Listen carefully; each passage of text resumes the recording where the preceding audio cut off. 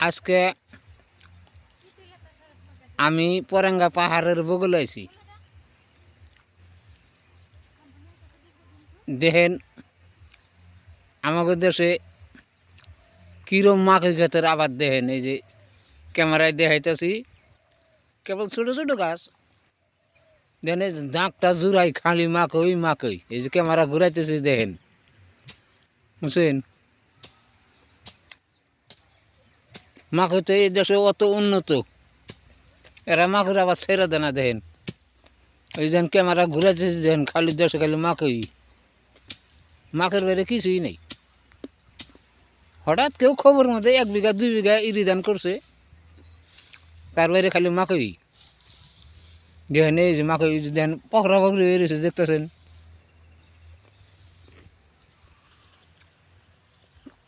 দেখেন দেখেন মাকইতে অত উন্নত। মাকের আবাদ পারলে আপনারাও করবেন রাইজে। যেটা উন্নত বেশি সেটা তো করাই লাগবো, না করলে পরিয়ালটা তো বাঁচানো লাগবো। দেখেন এই যে একটা গাছ আছে ক্ষেতের মধ্যে, অনেক গাছের গোড়ায় আমি খাড়ি দিয়েছি। এই দেখেন